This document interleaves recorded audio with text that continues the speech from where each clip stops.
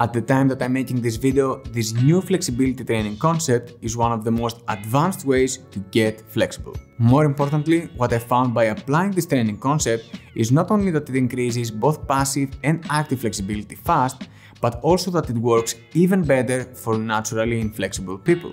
To start, this new training idea can be applied in practice through a method I named Contraction Passive Range. And since it's a method, once you understand how to do it, you'll be able to apply it in every exercise you want to get more flexible. So what is this method all about? In this method, the aim is to strengthen the muscles that you want to get more flexible at the end range of the targeted movement. For example, get stronger at the end range of the side split. But why would something like this increase your flexibility so fast? That's because the main thing that prevents you from getting flexible is not muscle tightness, but neural reflexes that try to protect you by limiting your range of motion. The most known of them is the stretch reflex.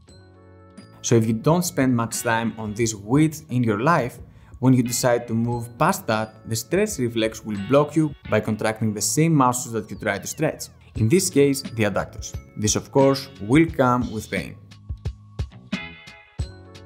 In contrast, by getting stronger to wider and wider positions, you send a message to your nervous system that says, "Don't worry, I got this." Over time, your nervous system lets you move more without triggering the stretch reflex, and this way you get more flexible. The question though is which muscles should you strengthen to get that benefit? In the contraction passive range, you aim to strengthen the agonist muscles of the movement, which are the muscles that you stretch and try to get more flexible. For example, on the hamstring stretch, the agonists are the hamstrings, where you feel the stretch, while on the side split, the agonists are the adductors. But what's the ideal range to train these muscles in order to see results? How close to your flexibility limits should you be when you perform this method? As the name of the method suggests, on the passive range. To explain, active is the range you can support without assistance, and passive the best you can get with assistance. On the side split, from the standing position and all the way to the last point that you can support without assistance is your active range. From the point that you need support and all the way to your absolute limit is your passive range. This also determines the levels of your active and passive flexibility. And this is where it gets really interesting.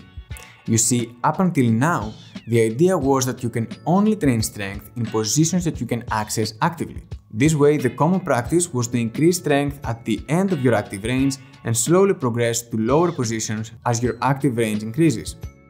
However, the contract passive range method introduces the groundbreaking idea of training your strength in ranges that you don't yet control actively and exactly at the point that the stretch reflex gets triggered. This point is close to the end of your passive range. By doing this and training your strength here, you familiarize your nervous system with this position, which results in less activation of the neural reflexes that oppose your stretches.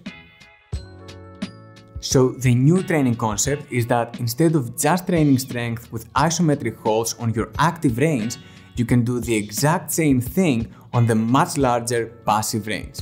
Increasing your strength here will result in A. Developing your active range faster since you train the same skill at a much wider angle, and B. Moving the stretch reflex farther on the same movement and increasing your passive range too. So this dramatically increases both your passive and active flexibility. But how to perform this method in practice? This works mainly by doing active isometric contractions of the agonist muscles. I'll show you an example on the side split, but let me know in the comments if you want me to do a video showing you how to do the same thing on the front split, pancake or any other exercise. To do the contract passive range side split, you first need to get close to the lowest point of your passive range. From that point, contract your agonists, the adductors, by pushing your knees downwards. This is the same technique I presented in one of my previous videos on how to properly activate the adductors. The wrong thing to do here would be to try to push with a straight leg against the floor. So don't do it, push with your knees downwards. So now you are on your passive range and you push with your knees downwards. But how long should these contractions and rest intervals be? How many sets should you do, and what would be the optimal stretching and contraction intensity? Well, the contract passive range falls under the same rules as strength training, so you should plan your training sessions as you do with strength programs. This means that you should start low and slowly progress. A good place to start is with 15 seconds contractions for 2 sets and with 1 minute rest intervals. The stretch intensity, aka how hard you stretch, should be close to your maximum, at least from 80% and above. The contraction intensity, aka how hard you push, is better to start low on the first weeks, around 70% of your maximum effort, and slowly increase as the weeks go by.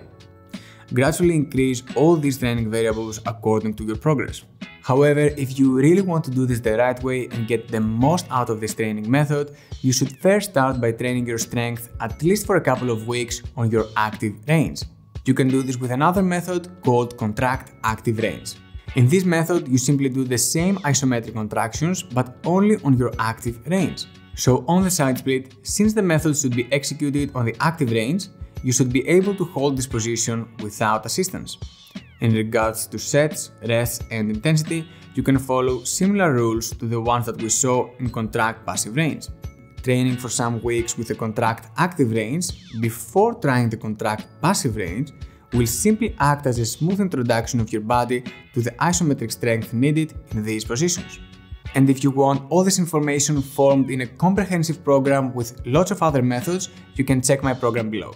In any case, if you're just getting started with flexibility training, it's better to familiarize yourself with the stretching positions that you want to get better at just with static stretching for the first few weeks. Then you can progress to contract active range, and after you gain some basic strength, you can add contract passive range. These two methods will also prepare you for more complex methods like the contract relax and the contract relax antagonist contraction. I've already done a video on the contract relax, so if you want also one on the contract relax antagonist contraction, let me know in the comments. And all this is good, but when should you expect results from this method? The big deal with the methods I presented here is the steep rise in muscle strength at the end positions. As with most strength programs, strength adaptations need around 6 to 8 weeks to start taking place. So when traditional flexibility programs produce results from 6 months to more than a year, with systematic contract passive range, you can start getting noticeable results from the first 6 weeks, and I've seen people doing the full splits in less than 3 months. That's why I consider this method one of the most effective to exist today. However, the contract active range and the contract passive range that I presented here should not be the only methods that you use in your flexibility training program. A variety of methods will give you the optimal results, and the next step after the contract passive range is the contract relax method. So make sure to check this next video on how to do it. Thanks for watching, and I'll see you all next time.